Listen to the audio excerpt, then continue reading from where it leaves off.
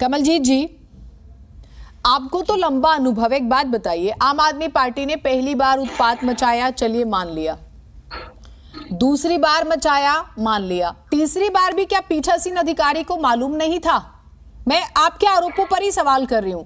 उनकी तैयारी क्या शून्य ना मानी जाए कि सदन स्थगित करना पड़ा? पीठासीन अधिकारी अपने स्तर पर कितना तैयार थी कि वो एक चुनाव नहीं करवा पा रही है मेयर का? जीना जी, सबसे पहले मैं कहना चाहती हूँ कि 6 जनवरी से अब तक के 3 हाउस हुए हैं, हमें तीनों पर नजर डालनी होगी। ये सच है, हमारे पास 104 का नंबर है, इनके पास 134 का नंबर है, और जो बाकी वोट है वो भी डिसाइडेड है, ब्लैक एंड व्हाइट है, कोई ऐसी दिक्कत वाली बात नहीं है। 6 जनवरी को हाउस को इतना डिस्टर्ब करना, माइक तोड़ना, बेंचों पर चढ़ना, ये कहाँ का इनका फर्ज बनता था? क्या इनकी दिल्ली के लिए जिम्मेवारी थी? हाउस आपके सामने हुआ कि हम वोट नहीं होने देंगे। सेकेंड टाइम हुआ। अब मैं लेटेस्ट पे बात करती हूँ क्योंकि पहले वाली सारी बात हम आपके चैनल पे कर चुके हैं। कल की हम बात करते हैं।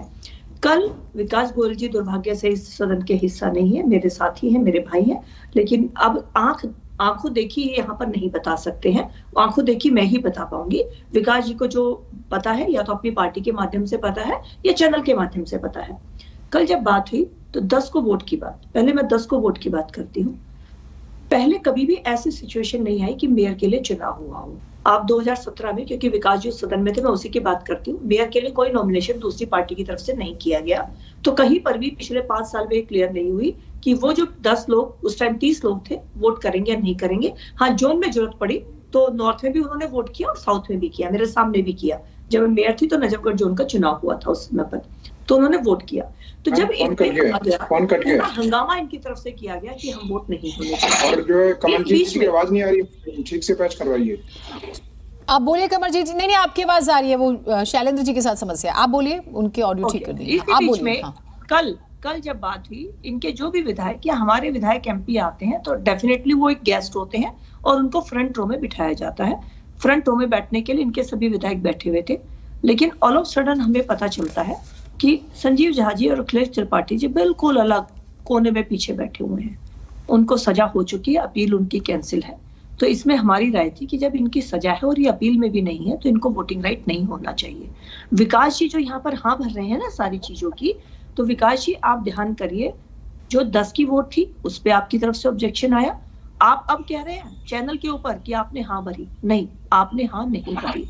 वहां पर अगर ये सारी बातें हुई होती तो वोट हो ही जाता। हम भी इस बात को मानते हैं कि ये तो ब्लैक एंड व्हाइट है जो भी चुनाव है। रही बात कि तीनों चुनाव को साथ कराने की, प्रोटेम स्पीकर का ये रहा होगा क्योंकि 270 लोग 3 बार वोट करें, जबकि जीनत जी अगर आपने हाउस की फोटो देखी होगी तो बॉक्सेस सामने रखे होते हैं, कहीं उसके अंदर कोई ऐसा नहीं हो सकता कि उनको कहीं छुपा के रखा जाता, बिल्कुल सामने होते हैं। अगर प्रोटेम स्पीकर आपसे ये बात करना चाहते कि भाई तीनों चुनाव को एक साथ करा दिया जाए, क्योंकि 280 लोग बार बार वोट करने जाएंगे, शाम हो जाएगी।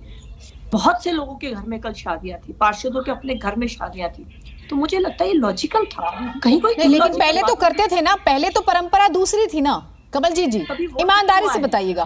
पहले तो परंपरा दूसरी थी ना, पहले तो ये लोग देखिए 3 बातें हैं अगर दिल्ली वाले समझ रहे हो। एक तो 2 विधायकों को लेकर के उनको सजा हो गई, वो वोट नहीं करेंगे। एक तो ये विवाद हुआ, ये इस बार जुड़ा है। उससे पहले प्रोटेम, उसके अलावा जो विवाद था कि जो मनोनीत पार्षद हैं वो वोट करेंगे नहीं करेंगे, चलिए वो कर रहे हैं, ठीक है। तीसरा ये कि पहले मेयर चुना जाए, फिर मेयर के पास अधिकार है कि वो डिप्टी मेयर चुने और स्टैंडिंग कमेटी के सदस्य।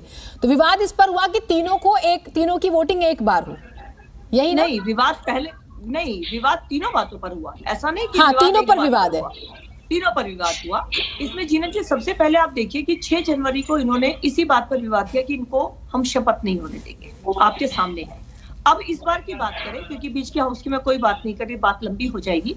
ये लोग शैली ओबराय जी के माध्यम से सुप्रीम कोर्ट में गए और इनके 2 क्वेश्चन थे सुप्रीम कोर्ट में।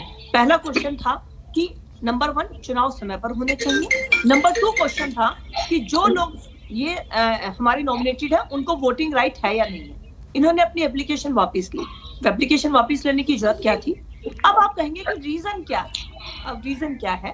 हमने आपको सुबह ही प्रेस कॉन्फ्रेंस करके हमारे 9 पार्षदों ने बाय नेम एलिगेशन दिए हैं कि दुर्गेश पाठक जी ने उनसे कांटेक्ट किया है, इनके विधायकों ने कांटेक्ट किया है। अगर इतना ही शॉर्ट चीजें हैं और ये कराना चाह रहे थे तो ये हमारे लोगों को कांटेक्ट क्यों कर रहे हैं? ठीक है, ये जो एक्साइज पॉलिसी से पैसा आया उसको हॉर्स ट्रेडिंग पे लगाने की कोशिश क्यों हो रही है? चलिए वो जवाब देना चाह रहे हैं एक बार बहुत शॉर्ट में। ठीक है कमलजीत जी, ठीक है। विकास जी जल्दी से जवाब दे दीजिए। विवाद इस बात पे, अच्छा ये बात एक बड़ी दिलचस्प कमलजीत जी, मुझे अच्छा लगा कि उन्होंने कमलजीत जी ने एक बात एक्सेप्ट की कि क्योंकि आप लोगों ने अपनी याचिका वापस ले ली तो ये तो इनडायरेक्टली आपकी सहमति हो गई कि जो चुने हुए जो मनोनीत पार्षद हैं वो वोट करें। आपने याचिका वापस ले ली तो आपने तो ग्रीन सिग्नल दे दिया। ये बात समझ में आ रही है आपको?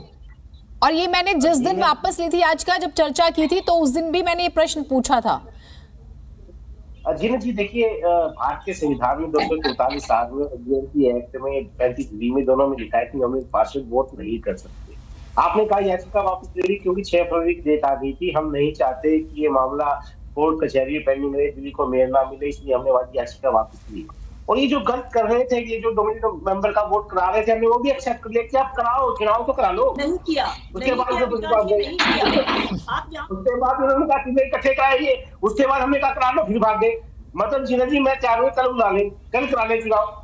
मतलब जीना जी इनको पता है ये बुरी तरह हार रहे हैं, उनके खुद के पार्षद आम आदमी पार्टी को वोट देने के लिए बेताब है। ये तो ये तो या तो आप जाने या वो सच जाने या तो ईश्वर जाने कि कौन किसको खरीद रहा है, कौन किधर जा रहा है। लेकिन ये बात सही है कि दिल्ली वाले बड़ा अफसोस महसूस कर रहे हैं। देखिए जीना जी, आप बड़े वरिष्ठ पत्रकार हैं, आप भी एक बात समझ सकते हैं कि जब हमारे पास 151 वोट है, उनके पास 113 वोट है, तो हम क्यों भागेंगे चुनाव से? जो इसके पास जनता से वो क्यों भागेगा चुनाव से? कौन भाग रहा है चुनाव से? ये तो सीधा दिल्ली की जनता के सामने, आपके सामने साफ है। जो हमारा मेयर बन रहा है, हमारे पास नंबर है, हम क्यों भागेंगे? हम तो चाहेंगे चुनाव, आप कल बुलाइए, कल करा लो चुनाव। चलिए ठीक है, आपकी बात है। कमलजीत जी शॉर्ट में जवाब दे दीजिए। बहुत इतना ही नंबर क्लियर है तो मोनिका पंत जी ने तो एसीपी में एप्लीकेशन दी है बाय नेम इनके कार्यकर्ता के खिलाफ, उनके घर पर आए थे ऑफर करने के लिए, बाकायदा राइटिंग में FIR लॉन्च हुई है। तो क्यों कर रहे हैं हॉर्स ट्रेडिंग? फिर इनसे पूछिए ना, क्यों कांटेक्ट किया जा रहा है हमारे पार्षदों से? देखिए कमलजीत जी, ऐसा कुछ नहीं है, किसी पार्षद से कोई कांटेक्ट नहीं किया गया। ये सिर्फ मन घड़त कहानी गढ़ के सिर्फ दिल्ली की जनता को गुमराह करना है। जिस दिन जीना जी सबूत मांगेंगे, कोर्ट मांगेगा, सबूत भी मिल जाएंगे। बिना सबूत कोई बात नहीं कही जा रही है। जिम्मेदारी से कह रहा हूँ, आप कल सुबह 10 बजे हाउस बुलाइए, 11 बजे हाउस बुलाइए, आप कल वोटिंग करा लीजिए। हमें कोई घबराहट नहीं है किसी प्रकार की, हमें कोई चिंता नहीं है। आपके लोग जो हंगामा करते हैं वहां पर, आपके लोग आप वीडियो देखिएगा, हमारा कोई पार्षद कोई नहीं होगा, जनता के सामने नंबर होगा, उसमें कोई क्वेश्चन वाली बात नहीं है। लेकिन आपने पहले कहा कि इनकी शपथ नहीं होने देंगे, हाउस डिस्टर्ब किया, अगली बार असेंबली हो गई, दूसरी बात पे झगड़ा करते हैं, ये क्या हो रहा है? बता दीजिए कि क्या नॉमिनेटेड वोटर वोट कर सकते हैं? आप दिल पे हाथ रख के बता दीजिए, क्या भारतीय संविधान के खिलाफ आप जाओगे? क्या इतना बड़ा संविधान के साथ मजाक थोड़ी ना होगा कि भाई अगर नहीं कर सकते और हम कहेंगे क्यों कर सकते हैं, ऐसा थोड़ी ना होगा। आपको कोर्ट में एप्लीकेशन रखनी चाहिए थी। आप भारत का संविधान पढ़िए, 243, आप जेएमसी एक्ट पढ़िए 35B, उसमें साफ साफ लिखा है कि नॉमिनेटेड वोटर हाउस में वोट नहीं कर सकते।